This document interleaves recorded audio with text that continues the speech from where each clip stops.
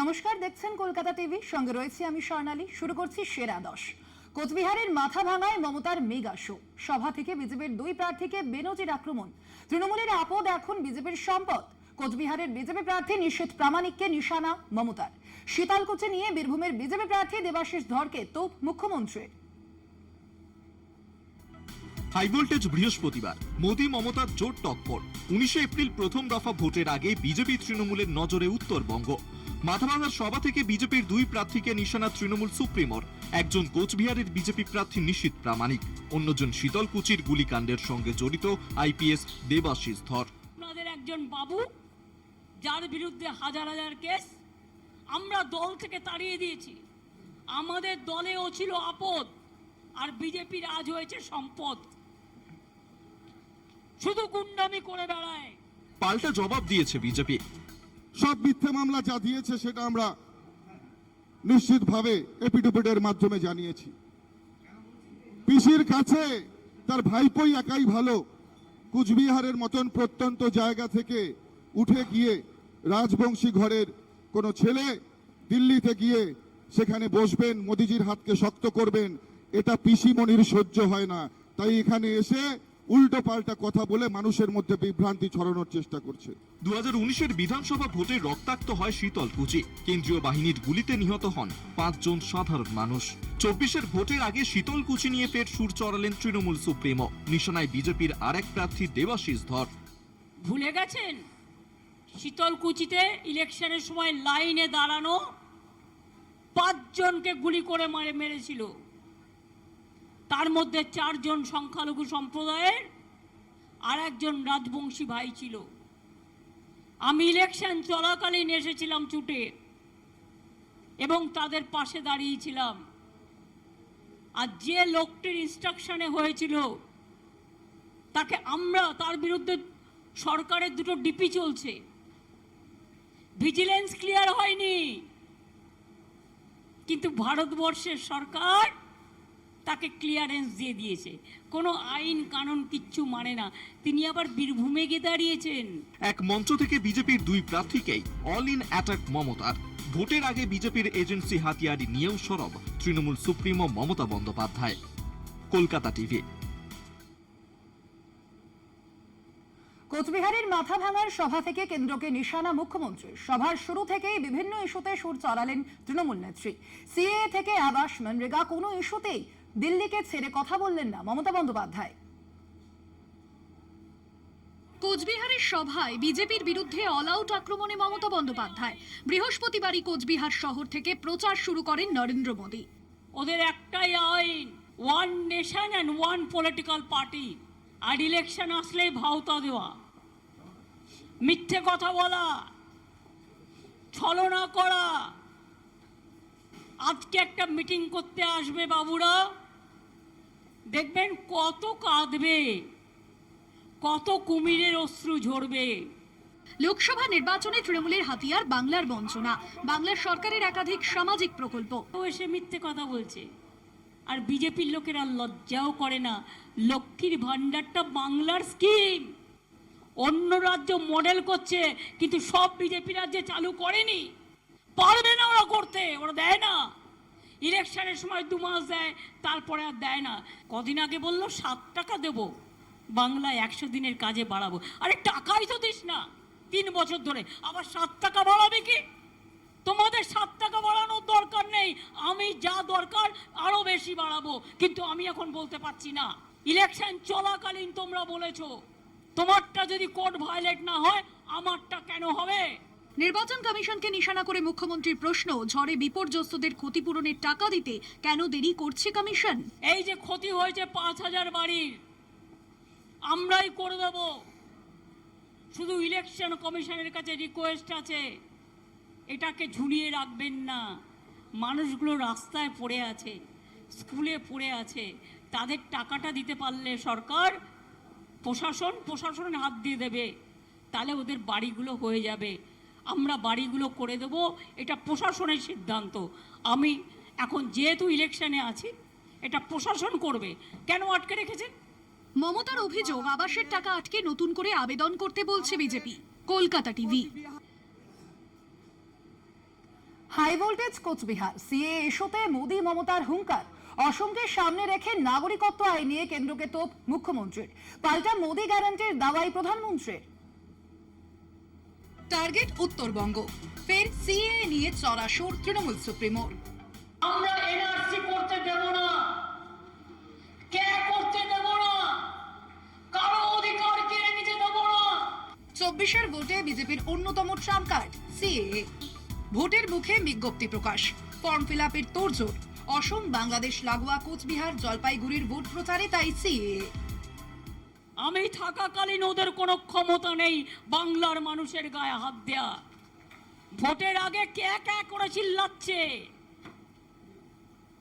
মনে রাখবেন ক্যাটা হচ্ছে মাথা মাছের আর লেজাটা হচ্ছে এনআরসি। এখন কি বলছে? পুরোহিত লিখে দিলেই হবে, কোন আইনে আছে? 2019-এর পর এনআরসি নিয়ে উত্তাল হয় অসমের রাজনীতি। বিজেপি শাসিত অসমের উদাহরণ টেনেই এবার সিএ নিয়ে হুঙ্কার মমতার।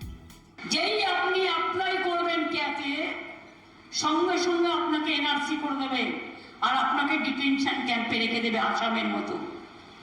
কেন বলুন তো? বিজেপি পার্টি থেকে বলছে পুরোহিতরা সই করলেই হয়ে যাবে। তাই যদি হয় তাহলে পুরোহিতদের নামটা এম্পাওয়ারমেন্ট গ্রুপে রেখে তাদের অথেন্টিকেট করলেন না কেন? মমতার দাবি কেন্দ্রের সরকার আসলে সিএ এর নামে এনআরসি প্রয়োগ করতে চাইছে। একটা কমিটি তৈরি করেছে, সেই কমিটিটার নাম হচ্ছে এম্পাওয়ারমেন্ট কমিটি। তারা নাকি ক্যাট সার্টিফিকেট দেবে। তাদের বলা হচ্ছে বাবা মায়ের জন্মের টিকুজি কুষ্টি নিয়ে এসো বাংলাদেশ থেকে। পারবেন তো নিয়ে আসতে? তাদের শিক্ষাগত যোগ্যতা নিয়ে আসতে পারবেন তো? আর দুই, কে যদি এতই এনআরসি থেকে আলাদা হয় তা সেন্সাসের লোক কেন সেখানে ঢোকালেন? সেন্সাস ঢুকিয়েছেন মানে এর পরবর্তী পদক্ষেপ হচ্ছে এনআরসি। পাল্টা প্রতি পরিবারকে নাগরিকত্ব দেওয়া তার গ্যারান্টি, বলছেন প্রধানমন্ত্রী। इन्होंने राजवंशी, नामशूद्र और मतुआ साथियों की कभी परवाह नहीं की, लेकिन आज जब बीजेपी सरकार सीएए लेकर आई है तो ये अफवाहें फैला रहे हैं। मां भारती पर आस्था रखने वाले हर परिवार को नागरिकता देना ये मोदी की गारंटी है। নাগরিকত্ব হারানোর আতঙ্কে কয়েকদিন আগে কলকাতার এক বাসিন্দা আত্মঘাতী হন। পরিবার অন্তত সেরকমই দাবি করে। মমতার নির্বাচনী ভাষণে সেই ঘটনার উল্লেখ। কলকাতা টিভি। নির্বাচনের দিনক্ষণ ঘোষণার পরই লাগু হয়েছে আদর্শ নির্বাচন আচরণ বিধি। তবে তাতে থোড়াই কেয়ার দিলীপ ঘোষের। বৃহস্পতিবার বর্ধমানে ভোট প্রচারের ফাঁকে ফের বেলাগাম দিলীপ ঘোষ। দাদাগিরি আমি এখনো শুরু করিনি, ওরা ঠিকঠাক করছে। যেদিন একটা ঘা মারবো না, কামারের ঘা দেখেনি, সিধা হয়ে যাবে সব। প্রাতঃভ্রমণে বেরিয়ে বর্ধমানের রায়ান হাই স্কুলের মাঠে এই ভাষাতেই বিরোধীদের আক্রমণ দিলীপ ঘোষের। বর্ধমান দুর্গাপুর লোকসভা কেন্দ্রের প্রার্থী হওয়ার পর থেকে সেখানেই রয়েছে দিলীপ ঘোষ। রায়ান হাই স্কুলের মাঠে প্রাতঃভ্রমণের পর রায়ান গ্রামের চৌমাথা মোড়ে দলীয় কর্মীদের সঙ্গে চাপে চর্চা করেন দিলীপ ঘোষ। সেই সময় দাদাগিরি প্রসঙ্গে এই মন্তব্য দিলীপের। অবশ্য বৃহস্পতিবারই প্রথম নয়, বুধবারও দাদাগিরির প্রসঙ্গ শোনা গিয়েছিল দিলীপের মুখে। মেদিনীপুরের চীনা মাটি থেকে সরিয়ে তাকে বর্ধমান দুর্গাপুর কেন্দ্রের প্রার্থী করেছে বিজেপি। সেই প্রসঙ্গে প্রশ্ন করা হলে বুধবারও বিতর্কিত মন্তব্য করেছিলেন দিলীপ ঘোষ।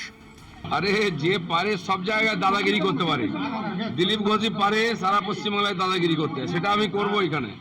ওরা ঠিক করুক কি করবে, কে পালিয়েছে কে গেছে। উনি কেন পালিয়ে এসছেন?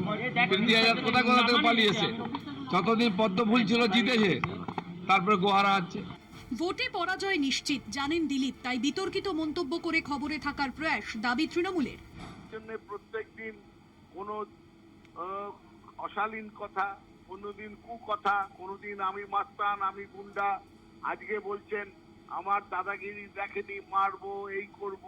এই যে সমস্ত ভোটের সঙ্গে কানেকশন নেই, কিন্তু এইসব কথা বলে তিনি মিডিয়ায় ভেসে থাকতে চাইছেন, আর উল্টো দিকে নিজের পার্টির মধ্যে তাকে কেউ পাত্তা দিচ্ছে না। এটা আপনারাও দেখছেন, কোনো মিটিং এ তাকে ডাকা হয় না।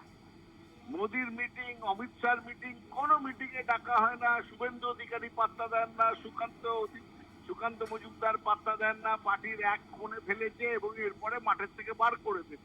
সুতরাং দিলীপ ঘোষের বক্তব্যের কোনো গুরুত্ব নেই।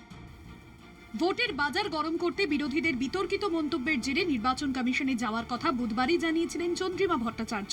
চেনা লোকসভা কেন্দ্র থেকে সরিয়ে দিলীপকে নতুন লোকসভা কেন্দ্রের প্রার্থী করার পর থেকে ভোটে হারের ভয় পাচ্ছেন দিলীপ ঘোষ। তার জেরেই তিনি বারবার বিতর্কিত মন্তব্য করছেন বলে দাবি তৃণমূলের। বর্ধমান থেকে চন্দন সেনগুপ্তের রিপোর্ট, কলকাতা টিভি।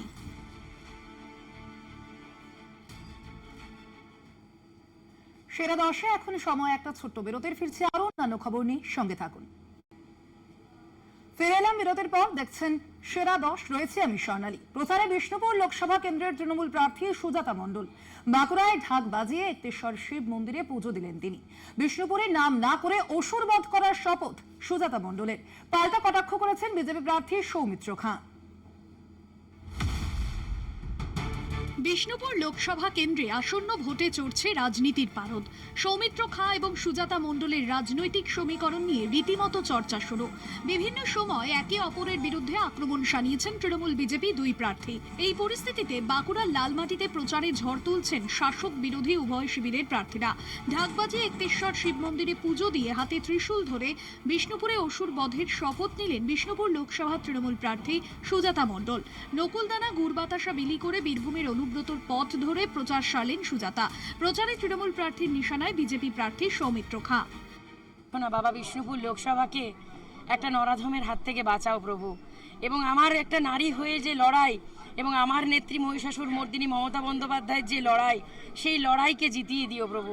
এবং বিষ্ণুপুর লোকসভা এবার তৃণমূল কংগ্রেসের জয় জয়কার করো, আর সত্যি বিজেপি নামক অসুরকে বধ করো, বিরোধী নামক অসুরকে বধ করো। সুজাতা মণ্ডলকে পাল্টা বিঁধলেন বিজেপি প্রার্থী সৌমিত্র খাঁ।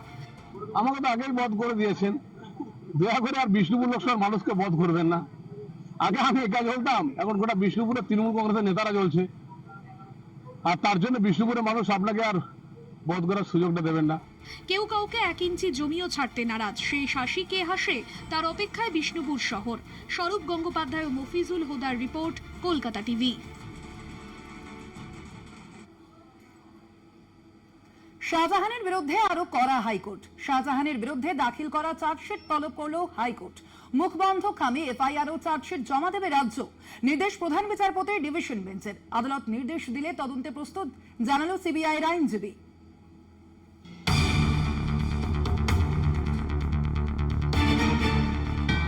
সন্দেশখালী কাণ্ডে জনস্বার্থ মামলায় শেখ শাহজাহানের বিরুদ্ধে এখনো পর্যন্ত দায়ের হওয়া এফআইআর এবং দাখিল করা চার্জশিট তলব করল প্রধান বিচারপতির ডিভিশন বেঞ্চ। প্রধান বিচারপতির ডিভিশন বেঞ্চের নির্দেশ, মুখ বন্ধ খামে সমস্ত এফআইআর এবং চার্জশিট জমা দেবে রাজ্য। ইডির আইনজীবী ধীরাজ দ্বিবেদী শেখ শাহজাহানের বিরুদ্ধে যত এফআইআর এবং চার্জশিট দাখিল হয়েছে সেগুলির কপি চেয়েছেন। এ প্রসঙ্গে অ্যাডভোকেট জেনারেল কিশোর দত্ত অবস্থান জানানোর জন্য সময় চান।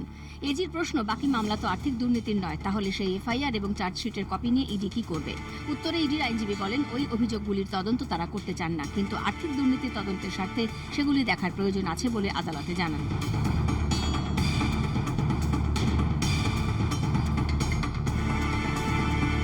এদিকে আবেদনকারীর আইনজীবী প্রিয়াঙ্কা টিবরেওয়াল বলেন, সন্দেশখালীর তদন্তে কমিশন গঠন করা হোক। সন্দেশখালী কাণ্ডে প্রশাসনের সর্বস্তরের আধিকারিকরা যুক্ত আছেন, তাদের বিরুদ্ধে পদক্ষেপ নেওয়া হোক। শেখ শাহজাহানের আইনজীবী বলেন, গ্রামবাসীরা আদালতে হলফনামা দাখিল করে গোটা ঘটনার সঙ্গে বহিরাগতদের যোগাযোগ আছে বলে দাবি করেন। প্রধান বিচারপতির মন্তব্য, জাতীয় রিপোর্ট অনুযায়ী পশ্চিমবঙ্গ মহিলাদের জন্য সবথেকে সুরক্ষিত। ধর্ষণের একটি অভিযোগও যদি সত্যি হয় তাহলে সেটা অত্যন্ত লজ্জাজনক। আবেদনকারী অলোক শ্রীবাস্তবের আইনজীবী সিবিআই তদন্তের নির্দেশের আর্জি জানান।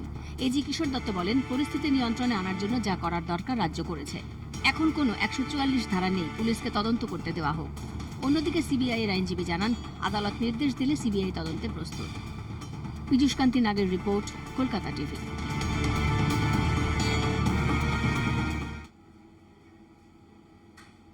লোকগানের সুরে ভোটারদের সচেতনতার পাঠ মালদায়। জেলার বিখ্যাত গম্ভীরা গানের মাধ্যমে ভোটারদের সচেতন করার দায়িত্ব নিয়েছে হাবিবপুরের ব্লক প্রশাসন। আমরা হলাম নারী শক্তি, আমরা দেব ভোট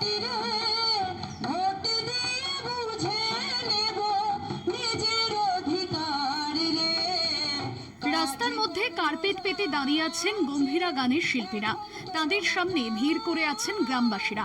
খুদে শুরু করে বয়োবৃদ্ধ লোকায়ত গম্ভীরা গান তারা কতটা উপভোগ করছেন তা জানা নেই।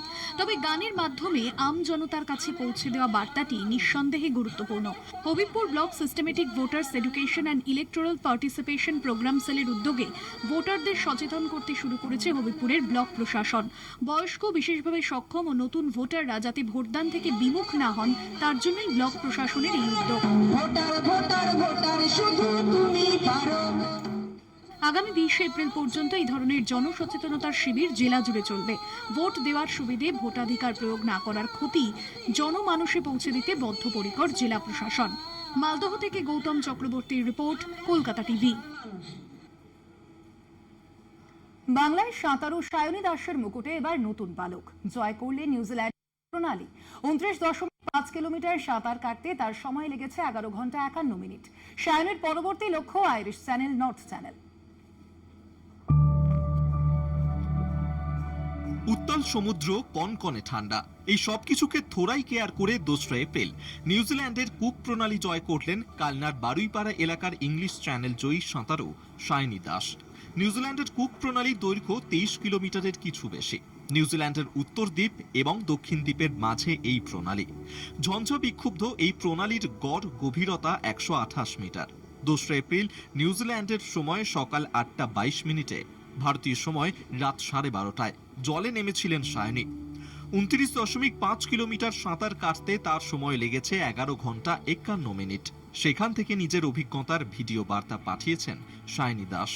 প্রচন্ড শ্বাসকষ্ট এবং ঠান্ডা জলে সাঁতার কাটতে কিভাবে তিনি অসুবিধার সম্মুখীন হয়েছেন তা ভাগ করে নিয়েছেন।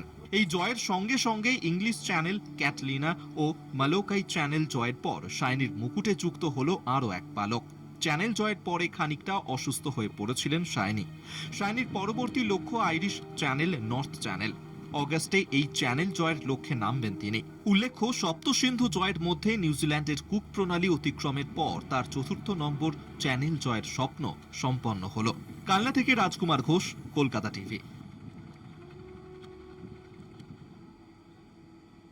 সেরা 10 আজ এ পর্যন্তই। দেখতে থাকুন কলকাতা টিভি, রাত দিন 7 দিন।